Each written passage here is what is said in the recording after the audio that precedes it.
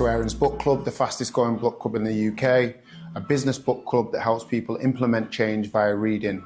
This month we've been reading a book called Deep Work by Cal Newport, and we'll go through the tips that we've learned in this month's book. The book basically starts and talks about distractions and how people that are successful regulate distractions in multiple different ways. I must admit that the book is a hard read or listen, but there are a lot of key takeaways in the book. It's basically the rules for focused success in a distracted world, which with social media and the distractions that we face via our phones and in our daily lives, I think there's going to be some key components for success within this book, and that's what I hope the book club have taken from it. It looks at success. It earmarks people such as Bill Gates, who's obviously a very successful person, and Bill has what we call think weeks. He has 2 of those a year where he just takes himself away from distractions, goes to a very special location for himself, switches himself off from the wider world, and that's the place where some of his best ideas have come.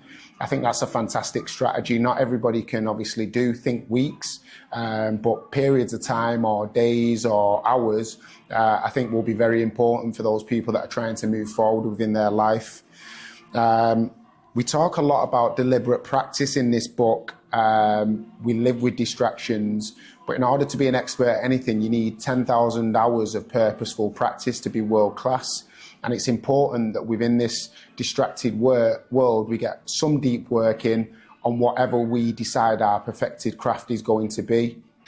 It also earmarks the fact that singular targets are important, so not chasing too many goals at one time, and also principles of least resistance, so almost eradicating things such as your mobile, maybe your watch, emails, from the times where you're doing your deep work or you're at your best. I always talk about bandwidth, and that's mentioned in this book, and what I mean by that is it's almost a capability to consume or give as much as you possibly can. I think that sometimes we underestimate our bandwidth as humans and try and spread ourselves a little bit too thin. It also talks about a finite amount of willpower, which means that at certain periods of time, you are going to have to come away from the deep work and maybe go back to distractions or go on your phone or take a little bit of a break. It earmarked working in 15-minute periods, which I think will be very useful for people moving forward. That basically means it talks about attention restoration. But it also talked about the importance of having a shutdown time, which I think that entrepreneurs and business owners don't tend to do. I live and die by alarms, and one of my alarms at 9 p.m. is to tell me to stop working. But what this book taught me is that it's important to finish the last task, because sometimes I'll go to bed still thinking about what I need to do to complete that task, which means that my sleep isn't as deep or as effective as it potentially could be, because I haven't closed that chapter on that last task.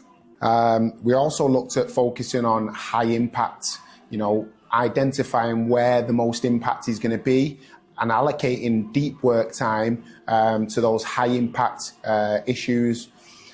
My major takeaway from this book is that I do my best work in the morning, and therefore from the hours of maybe 5 or 6 till 7 a.m, I will be focusing on the things that I need to get sorted as most important in the day before I go to do my run or training.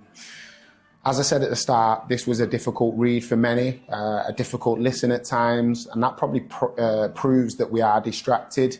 It's something that you really needed to focus on in order to take the benefits of the book.